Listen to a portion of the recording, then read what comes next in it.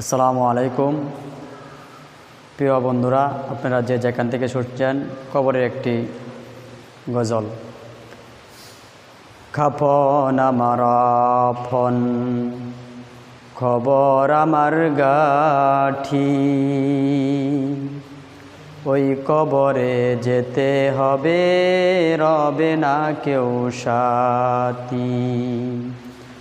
কাপন আমার আপন, কবর আমার গাঠি, ওই কবরে যেতে হবে, রবে না কেউ সাথী।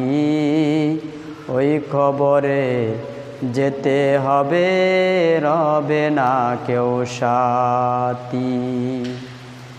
থাকতে হবে নিরালায়, থাকতে হবে নিরালায়, একা একা বাসতলায়, চতুর্দিকে রবে শুধু মাটি। ওই কবরে যেতে হবে, রবে না কেউ সাথী। ওই কবরে যেতে হবে, রইবে না কেউ সাথী। মুনকার নেকির আসিয়া সুয়াল জব করাবে, না পারিলে সুয়ালের জবাব, শুরু হবে কবরে আযাব। কাফন আমার আপন, কবর আমার গাঠি, ওই কবরে যেতে হবে,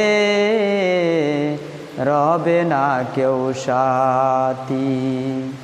3.5 হাত মাটির ঘর, কারো আপন কারো পর, কারো বা হবে জাহান্নাম। ওই কবরে যেতে হবে, রবে না কেউ সাথী।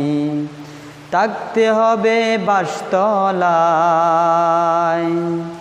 একা একা বাসতলায়, ওই কবরে যেতে হবে, রবে না কেউ সাথী।